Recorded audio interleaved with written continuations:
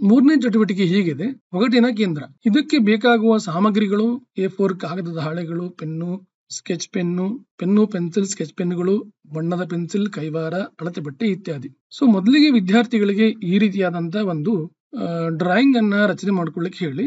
So ಈ ರೀತಿಯಾದ ಒಂದು ಡ್ರಾಯಿಂಗ್ ಅವ್ರು ಕ್ರಿಯೇಟ್ ಮಾಡಿದ್ಮೇಲೆ ಈ ಒಂದು ಸಂಖ್ಯೆಗಳನ್ನ ಅವರಿಗೆ ಕೊಡಿ. ಕೊಟ್ಮೇಲೆ ಕಂಡೀಷನ್ಸ್ ಅನ್ನ ಅವರಿಗೆ ಹೇಳಿ. ಸೊ ಪ್ರತಿಯೊಂದು ಸಂಖ್ಯೆಯನ್ನ ಕೇವಲ ಒಂದು ಸಲ ಮಾತ್ರವೇ ಬಳಸಬೇಕು.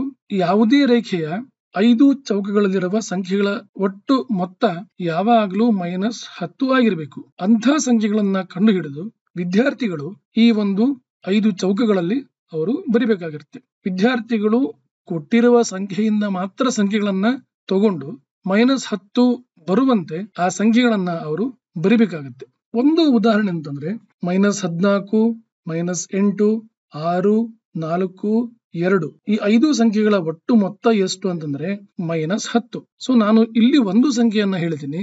ಇದೇ ರೀತಿಯಾಗಿ ವಿದ್ಯಾರ್ಥಿಗಳು ಇನ್ನು 2 ಸಂಖ್ಯೆಯನ್ನ ಕಂಡು ಹಿಡಿದು ಈ ಒಂದು ಚೌಕದಲ್ಲಿ ಅವರು ತುಂಬಬೇಕಾಗುತ್ತೆ. ಸೊ ಇದೇ ರೀತಿಯಾಗಿ ಬೇರೆ ಬೇರೆ ಸಂಖ್ಯೆಯ ಗ್ರೂಪ್ ಗಳನ್ನ ತೆಗೆದುಕೊಂಡು ಈ ಆಟವನ್ನ ವಿದ್ಯಾರ್ಥಿಗಳು ತಮ್ಮ ಸ್ನೇಹಿತರೊಂದಿಗೆ ಆಡುವಂತೆ ಉತ್ತೇಜಿಸಿ. ಸೊ ಇಲ್ಲಿ ವಿದ್ಯಾರ್ಥಿಗಳು ಸ್ವಲ್ಪ ಕ್ರಿಯೇಟಿವ್ ಆಗಿ ಆಲೋಚನೆ ಮಾಡ್ಲಿಕ್ಕೆ ಕಲಿತಾರೆ. ಅವರು ಸಿಂಪಲ್ ಇಂದನೇ ಸ್ಟಾರ್ಟ್ ಮಾಡ್ಲಿ.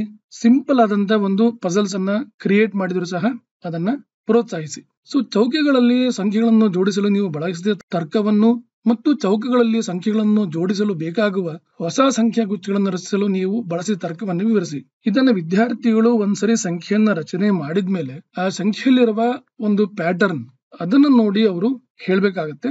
ಸೊ ಅದರ ಮೇಲೆ ಅವರು ತರ್ಕವನ್ನ ಮಾಡಬೇಕಾಗತ್ತೆ. ಸೊ ಆ ತರ್ಕ ಕಂಡು ಹಿಡ್ಲಿಕ್ಕೆ ನೀವು ವಿದ್ಯಾರ್ಥಿಗಳಿಗೆ ಹೇಳಬಹುದು. ವೃತ್ತಾಕಾರದ ವಿನ್ಯಾಸದಲ್ಲಿ ಬರಿಬೇಕಾದಂತ ಸಂಖ್ಯೆಗಳನ್ನೆಲ್ಲ ಕೊಟ್ಟಿದ್ದೀವಿ.